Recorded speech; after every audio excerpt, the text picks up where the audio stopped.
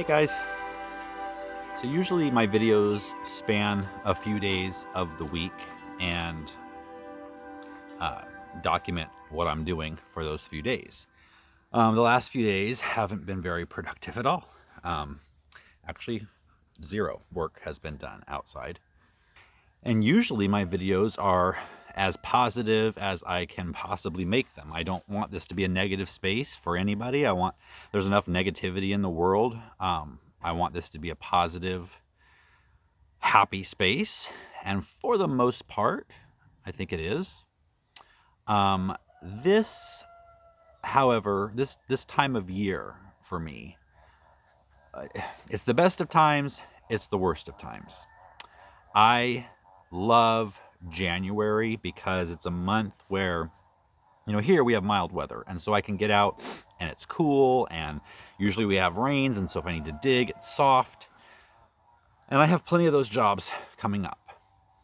I love to be in the house with a fire and looking through seed catalogs and reading gardening books. To me, that is just ultimate bliss, comfort. Unfortunately, the last 4 years, January hasn't been over. How can I put this? Januaries have been overshadowed by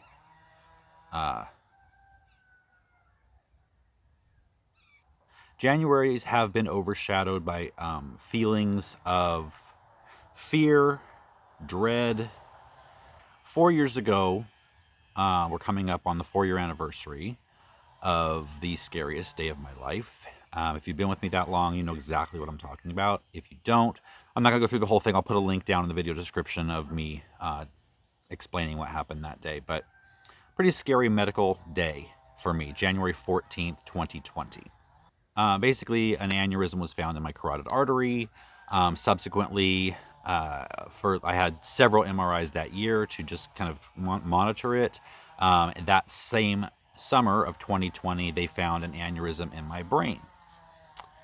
And just those two things close together like that, plus the inadequacy of my doctor in explaining properly what that meant, it sent me down a trail of medical anxiety. I've already had anxiety, but medical anxiety that was just unbearable. All of 2020 was a pretty bad year.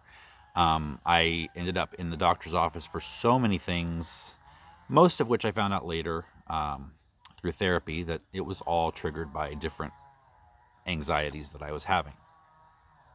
But those anxieties, going into a doctor and telling him this and telling him that, led me to go from being on one prescription medication to like 10 or 12 in that 1 year. Now that I'm realizing anxiety was the cause of all of those, and doctors who don't care to look into that side of things and just want to prescribe, most of those medicines weren't needed, and most of the fear that came along with all of that wasn't needed. Unfortunately, that fear has stayed with me now. Here we are. It'll be next week is the 14th, maybe 2 weeks. Well, a week and a half. And that fear is still here. Now, it has gotten better, I would say, for most of 2020. I was having a new symptom, a new thing, weekly or monthly.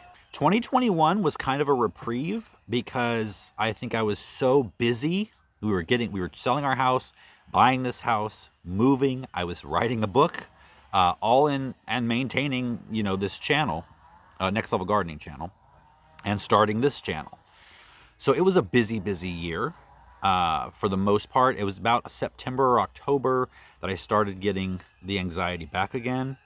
And then beginning of 2022 all the way through July. You could look back at videos and you probably wouldn't even be able to notice. I just know what was going on behind the scenes. Anyway, not to go down this rabbit hole, but what followed the 2 aneurysm diagnosis is, for 2020, I had an MRI every 3 months. 2021, we went to every 6 months, and at this point, we're now at every year. Unfortunately, that falls in January every year. And 2 days ago, I saw the doctor's number light up on my phone, and I knew what it meant. They were calling to schedule my MRI. Now, fortunately, in the beginning, they said it was going to be 2 months wait, but then she came back and said, do you have something on Thursday, which is today, 2 days later. So, which is good. It didn't give me, weeks or months to have to worry about it and create more anxiety for myself. But the last few days, knowing that this is coming, I think it's maybe an ADHD thing. You can't focus on anything else but that. So trying to even get any work done around here, it wasn't happening. We took down a lot of the Christmas stuff inside just because I needed something to do, but not a big thing and nothing that really mattered. So today's the day, this afternoon, and I'm not so worried about the MRI. I've had a million of them between now and 2020. So that part's not the scary part. The scary part is the waiting afterwards. And one time, one of the MRIs, my doctor called me later that day, and that was amazing. Last year, it was 2.5 weeks until I was able to get an appointment with him to talk about it. So it's that part that I'm scared of, because in my mind, my anxieties cause me to catastrophize everything. And even though every MRI has been good for the past 3 years with no new things popping up, I'm always ready for the next shoe to drop. And this is going to be the MRI that the aneurysm has grown. They found something else. It's PTSD from that first few months of 2020. Now, I will tell you, and I try to focus on this, the last, several MRIs showed either no change or improvement. There's been no change in my brain aneurysm since they found it. And I had it who knows how long before that. And the aneurysm in my carotid has only gotten better. Last year's MRI showed a lot of healing. So I'm not as nervous as that about that one.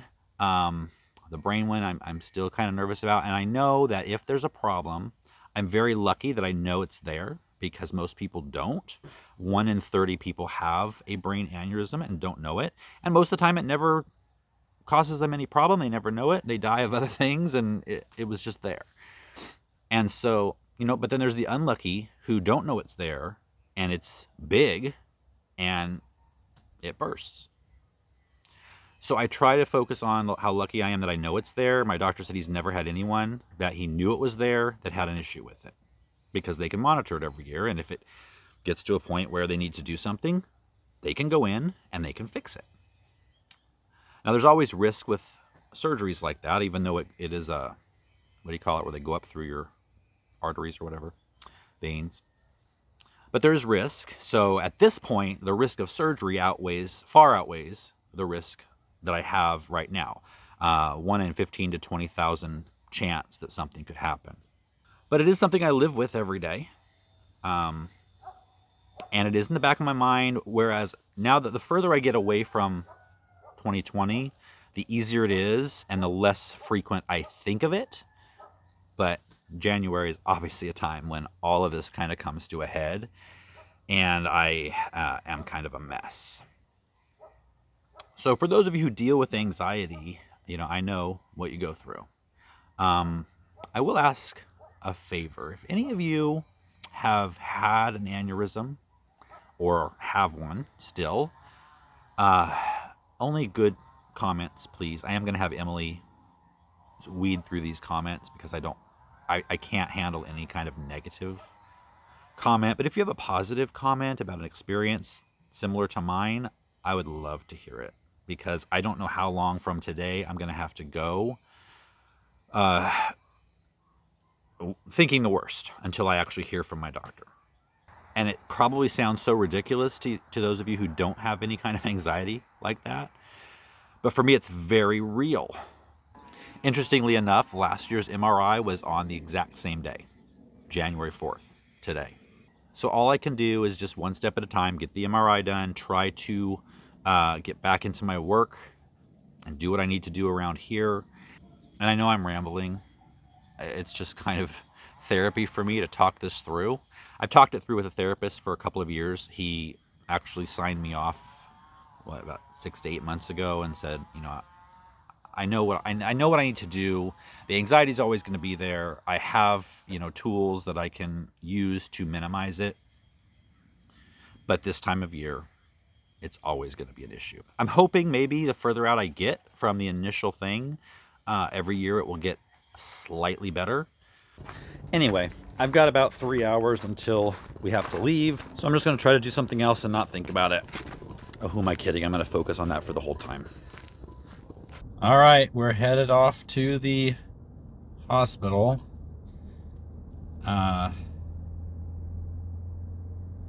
You're okay. Don't worry.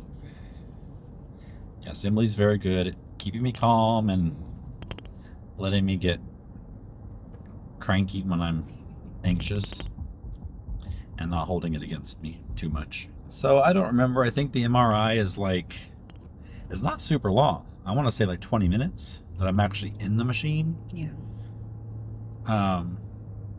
So I don't know. We'll check in with you when we're done. I think the Xanax worked. You're sleepy. Yeah, I think the Xanax is just now kicking in. I'm done. I don't think the Xanax worked while I was in the machine, but I'm getting a little bit sleepy now. So I'm hungry too. You want me to get you something to eat since you were such a good boy?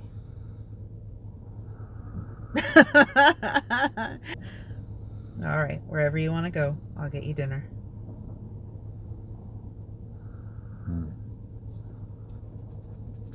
I don't think I should be on camera right now. But I made it through. Because you're out of it? Uh-huh. This is Brian. This is Brian on drugs. It's the next morning.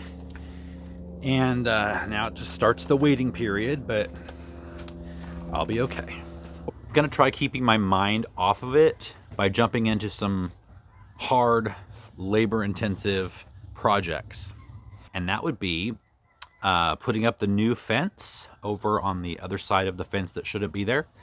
And a lot of you ask a great question, and I should have covered it in the last video, but you said, why don't I use the current chain link fence and just move that and save the money? I did think about that, but the problem is Bella I would have to have that fence down. Who knows how long it would take me to move it. I mean, those posts, I don't know how deep they are. They're probably covered in big globs of cement. So to dig all those up, move it, and try to string the chain link, I don't know how to even do that.